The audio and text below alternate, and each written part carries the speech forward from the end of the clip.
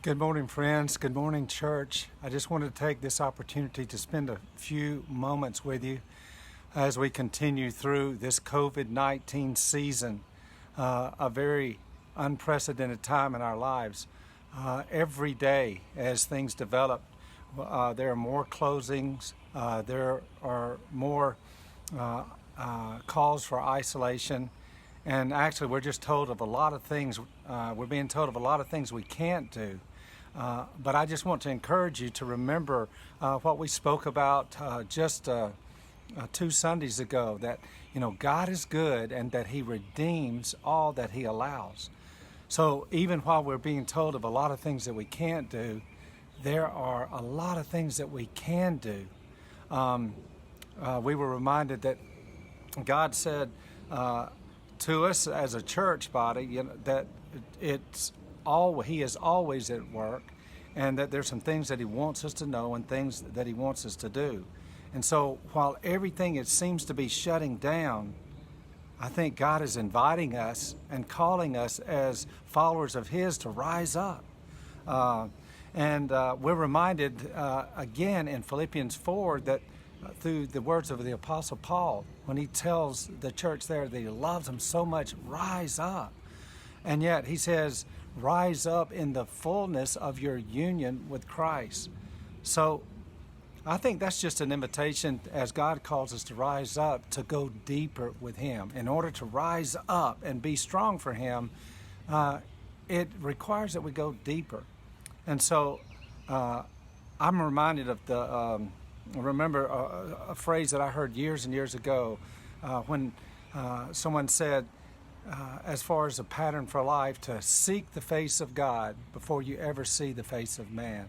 And I think during these days, that's a great opportunity for us, because we're not able to see people, maybe on social media, but we're encouraged to in love, to keep our distance from folks, to spend time apart in this physical distancing. But that's an invitation to seek the face of God.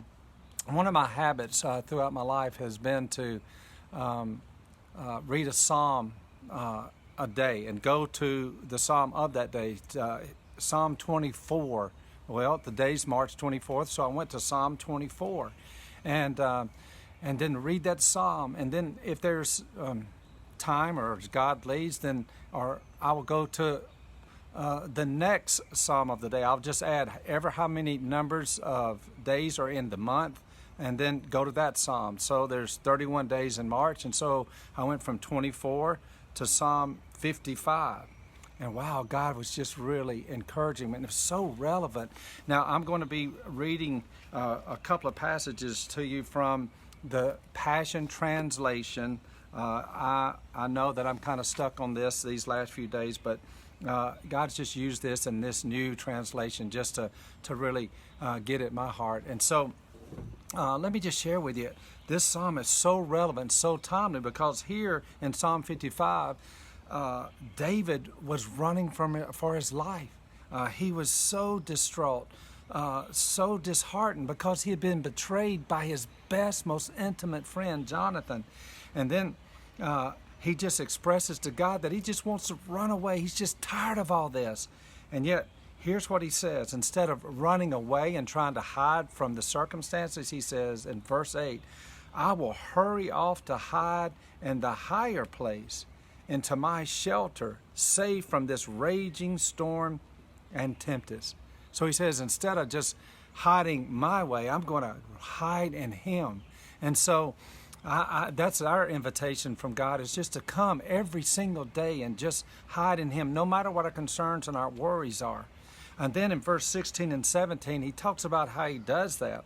He says, but as for me, instead of worrying, instead of distressing, instead of getting depressed, instead of coping in a way that is of the flesh, he says, but as for me, in verse 16, I will call upon the Lord to save me, and I know He will. Verse 17, every evening I will explain my need to Him. Every morning I will move my soul toward Him. Every waking hour I will worship only Him, and He will hear and respond to my cry. Boy, that's a tremendous invitation and an example of how it is that we can experience God's peace, the peace that passes understanding, every evening, every morning, and he says every waking hour. I think God is calling us as a church, when so much has been eliminated, for us to really press into him and go deeper in him and experience that for which he wants us to experience abundant life, even in the midst of this crisis. So I read that and I was just going, oh man, this is good. And so then, I said, I'm going to go to the next one. I'm going to go forward. And so I went to Psalm 84 and I read that and it was all good. And I looked and I went, wait a minute, I messed up. 55 plus 31 is not 84. But guess what? Remember, God redeems what he allows. So listen to what he allowed and how he redeemed me reading Psalm 84, verses 5 through 7. Here's what he said. How enriched are they who find their strength in the Lord. Within their hearts are the highways of holiness. Verse 6. Even when their paths wind through the dark valley of tears, they dig deep and find a pleasant pool where others only find pain. He gives to them a brook of blessing, filled from the rain of an outpouring. They grow stronger and stronger with every step forward, and the God of all gods will appear before them in Zion. Wow. Dig deep. Dig deep. Boy, I want to encourage you during these days as you become bored, as you're going, Lord, I'm just experiencing cabin fever. I'm tired of being quarantined. Dig deeper into him and let him bring forth a brook of blessing in your heart. Man, that's good. So I said, well, I might as well go ahead and do Psalm 86 since 55 plus 31 is 86.